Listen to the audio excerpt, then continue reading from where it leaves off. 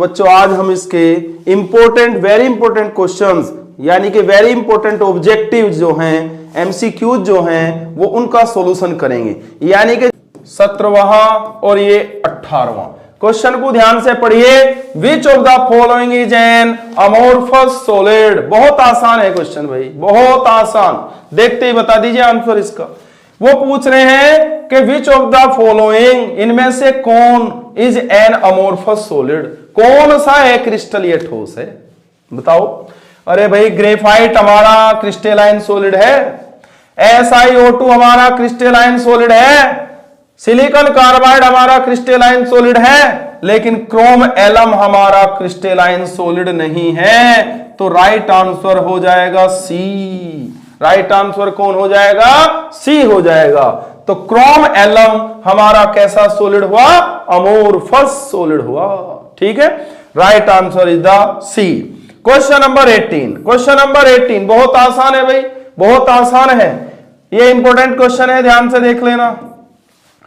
Crystalline solid, कोई भी एक क्रिस्टलाइन सॉलिड यानी कि क्रिस्टल ये ठोस है, उसके पास option number A B C D एक प्रॉपर्टी होती है। आप रीड करिए इसे, आप इसे रीड करिए और बताइए, देख के देखिए ध्यान से और बताइए इसमें हमारे पास क्या आंसर होने वाला है। देखिए, change abruptly from solid to liquid when heated, यानी कि यदि आप इसे सॉलिड टू लिक्विड बदलना चाहते हैं तो हीट करके आप बदल सकते हैं। चलिए दूसरा option, has no definite melting point, ये तो होता है भाई। Next is undergo deformation of its geometry easily. Undergo यानी कि जा सकते हैं, डिफॉर्मेशन बदल सकते हैं इट्स ज्योमेट्री इजली। कैसे बदल देंगे भाई? Has an irregular 3 dimensional arrangement, यानी कि इसके पास इरेगुलर 3 डायमेंशनल अरेंजमेंट होता है। इरेगुलर 3 डायमेंशनल अरेंजमेंट होता है तो हमारे पास इसका राइट आंसर होगा ए। चेंज कर सकते हैं एब्रप्टली, तुरंत, solid to liquid when heated, यानी कि यदि आप क्रिस्टलाइन सॉलिड को हीट कर दें तो भाई जब हीट करेंगे तो कन्वर्ट होता है कौन? लिक्विड में कन्वर्ट होता है। तो सॉलिड लिक्विड में कन्वर्ट हो जाएगा व्हेन हीटेड, जब आप उसे हीट करेंगे, यानी कि गर्म करने पर ये ठोस से द्रव रूप में बदल जाएंगे। क्वेश्चन नंबर हमारे पास कितने हो गए भाई? 18 हो गए हैं बच्चों। क्वेश्चन नंबर 18 हो गए हैं। क्वेश्चन नंबर 19 की तरफ मूव करते हैं। Question number 19, question number 19, question number 19 हमारे पास ये है। क्वेश्चन नंबर 20 हमारे पास ये है। आराम से रीड करिए, रीड करके और बताइए। ये भी इंपॉर्टेंट क्वेश्चन है भाई। Which of the following is an amorphous solid, ये बार बार आया हुआ क्वेश्चन है। अभी अभी मैंने बताया था, ये रिपीटेटिव क्वेश्चन हो गया भाई। विच ऑफ द फॉलोइंग, अभी बैक साइड में पीछे मैंने बताया था। ग्रेफाइट हमारा crystalline solid, quartz crystalline solid, silicon carbide crystalline solid, लेकिन क्रोम एलम जो होता है वो अमोर्फस सॉलिड होता है। ठीक है, क्वेश्चन नंबर 20 की तरफ मूव करते हैं। सॉरी, ये तो पिछली ही स्लाइड आ गई है शायद, ये पिछली स्लाइड है भाई। ठीक है, ये पिछली स्लाइड है। चलो नेक्स्ट स्लाइड की तरफ चलते हैं। ये हमारा कितना था? 19। ये हमारा कितना है? 18। ये हमारा कितना है? 18। और ये हमारा कितना है? 19। क्या कह रहे हैं? Crystalline solid are anisotropic in nature. Crystalline solid जो होते हैं वो एनआइसोट्रोपिक नेचर के होते हैं, एनआइसोट्रोपिक नेचर के होते हैं। ठीक है, क्रिस्टलाइन सॉलिड जो होते हैं हमारे एनआइसोट्रोपिक नेचर के होते हैं। What is the meaning of anisotropic in the given statement, यानी कि हमें ये 4 स्टेटमेंट दिए हैं।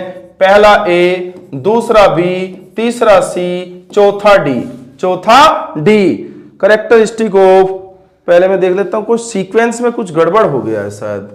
Crystalline solids are anisotropic in nature, anisotropic in nature, यानी कि क्रिस्टलाइन सॉलिड जो होते हैं वो एनआइसोट्रोपिक नेचर के होते हैं।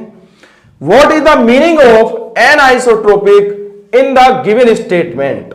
इन द गिवन स्टेटमेंट देखते हैं एनआइसोट्रोपिक जो होते हैं उनके पास क्या होती है भाई? What is the meaning of N?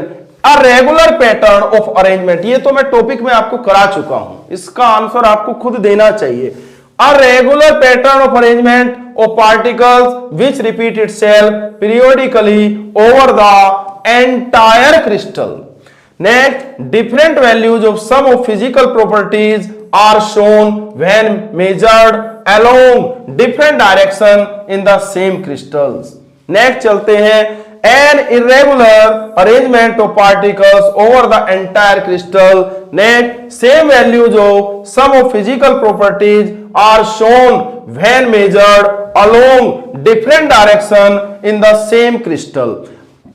आराम से क्वेश्चन को देखिए और इसका आंसर बताने का प्रयास कीजिए।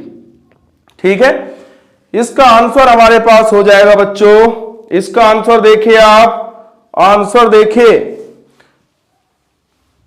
आंसर इसका हमारे पास हो जाएगा ए। क्यों हो जाएगा? क्योंकि एनआइसोट्रोपिक जो होते हैं, एनआइसोट्रोपिक वो इरेगुलर पैटर्न में अरेंजमेंट होता है, यानी कि वो एक निश्चित क्रम में जुड़े होते हैं पार्टिकल्स उनके, विच रिपीट इटसेल्फ, और जो अपने आप को बदल लेते हैं, वो अपने आप को बदल लेते हैं periodically over the entire crystal, over the entire crystal, over the entire crystal. एक सेकंड रुक जाइए आप। क्वेश्चन नंबर नेक्स्ट की तरफ मूव करते हैं बच्चों। क्वेश्चन नंबर नेक्स्ट यानी कि क्वेश्चन नंबर 19 है हमारे पास, ये क्वेश्चन नंबर 19, क्वेश्चन नंबर 19 है ये हमारे पास, और ये क्वेश्चन नंबर 20 है। क्वेश्चन नंबर 90 को रीड करिए, ध्यान से देखिएगा। क्वेश्चन नंबर 90 क्या कह दे रहा है? क्या कह रहा है कि क्रिस्टलाइन सॉलिड जो होते हैं हमारे पास, क्रिस्टलाइन सॉलिड जो होते हैं आर एन आइसोट्रोपिक। बात बिल्कुल सही है कि एन आइसोट्रोपिक प्रकृति के होते हैं, यानी कि विषमदैशिक प्रकृति के होते हैं। What is the meaning of an isotropic in given statement, यानी कि एन आइसोट्रोपिक प्रकृति का मीनिंग पूछ रहा है। एन आइसोट्रोपिक प्रकृति बच्चों वे प्रकृति होती हैं, ऐसी नेचर होती हैं जिनकी जो फिजिकल प्रॉपर्टीज होती हैं वो मेजर होती हैं डिफरेंट डायरेक्शन में, यानी कि जैसे ही आप यहां से दूसरी जगह जाते हैं तो फिजिकल प्रॉपर्टी अलग होगी, दूसरी जगह जाती हैं तो अलग होंगी। तो वही देखना है हमें। अरे option number A, option number B, option number C and option number D है। ये ऑप्शन नंबर सी हमारे पास ये है, ऑप्शन नंबर सी ये है हमारे पास। ठीक है, तो अ regular pattern of arrangement of particles which repeat itself periodically over the entire crystal, ये बिल्कुल गलत बात है, बिल्कुल गलत कथन है ये।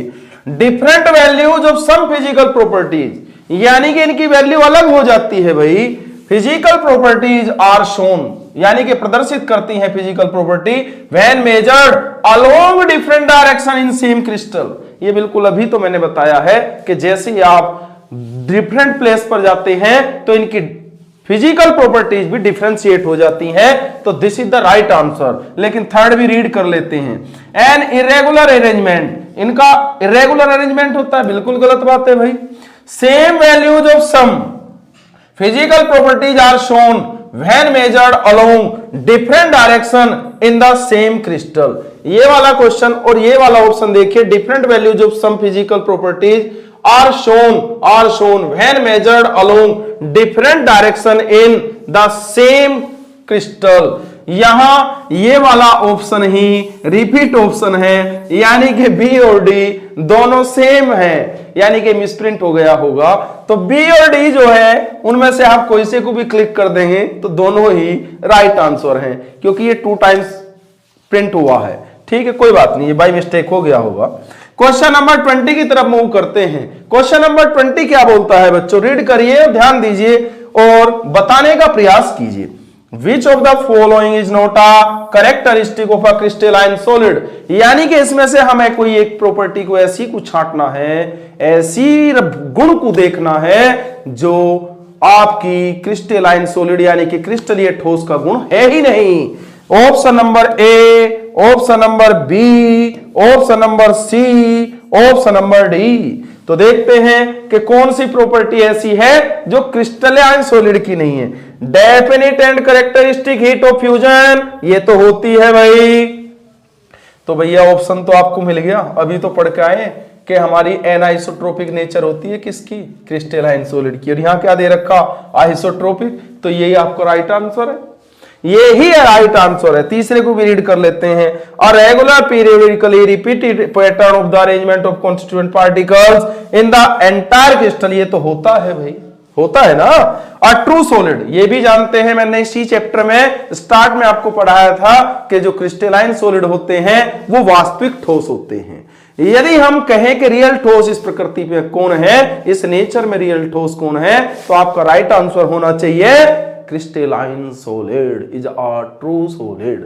ओके, यानी कि क्रिस्टलाइन सॉलिड ही, क्रिस्टलीय ठोस ही वास्तविक ठोस होते हैं। क्लियर, क्लियर है इतनी बात। चलिए क्वेश्चन नंबर 20 हो गए हैं बच्चों, क्वेश्चन नंबर 20 हो गए हैं।